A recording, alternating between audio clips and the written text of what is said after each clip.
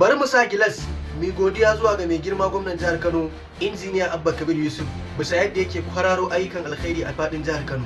Injiniya Abba Kabir Yusuf, mutanen jihar Kano suna godiya, suna matukar jin daɗi da irin kabakin alkhairin da kake kwararo a wannan jihar mai albarka. Injiniya Abba Kabir Yusuf ya gwangwaje wasu daga cikin matasa da wato ainihin sabbin mashina na hawa masu kafa biyu. Injiniya Abba Kabir Yusuf gwamna ne jajirtacce, gwamna ne amintacce, gwamna ne dan halak, gwamna ne wanda ya san alkhairi, gwamna ne wanda ya san idan ka masa dole ya saka maka da abin alheri. Waɗannan matasa suna maka godiya kuma sun ji daɗi kwarai da gaske.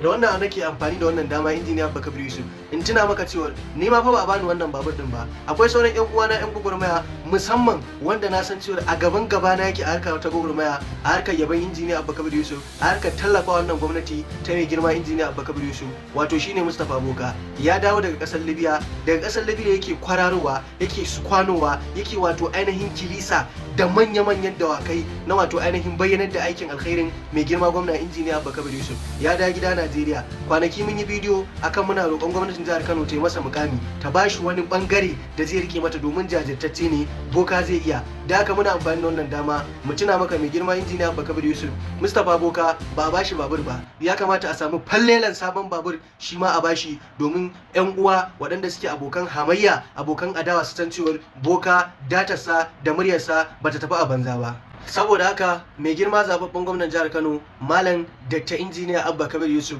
Mustapha Boka ya cancanci a halasta masa, ya cancanci a wato ainihin yaba masa, a saka masa da irin kafakin alkhairin da ya taimaka wannan gwamnati musamman a lokacin da ake kotu. Yana ɗaya daga cikin 'yan midiyan da suka kasa yin shiru da bakin su lokacin da wato ainihin gwamnatin ka take cikin tsaka mai wuya, take hannun wa'annan 'yan balaja'un, take hannun wa'annan makakkun, take hannun wannan bugaggun. Boka ya yi kokari kwarai da gaske wajen yada injiniya Abba Kabir Yusuf, wajen taimakon gwamnatinka. Tunda an kai ga gaci an samu nasara, ya kamata tunda ya dawo gida a tallafa masa, shi ma a yi masa wani mukami. Idan hakan ba zai yiwu ba, irin wannan ayyukan alherin da ake ciccirwa ake wa matasa, Boka ya cancanta shi ma wato ainihin a sai masa ko kuma a bashi sabon babur. Muna roƙon mai girma gwamnan jihar Kano, idan wannan sako ya zo gare ka, zaka wato ainihin karɓe shi hannu biyu kuma za a ƙara matso da wato ainihin Boka cikin wannan gwamnati, domin tafiya da irin su Boka tana da matukar amfani. Allah madaukakin sarki ya bashi murya, Allah ya bashi basira, Allah ya bashi sauti wanda in ya faɗa maganarsa tana zuwa inda ba ma a tunani. Da haka rike irin wa'annan hannu biyu yana da matukar muhimmanci.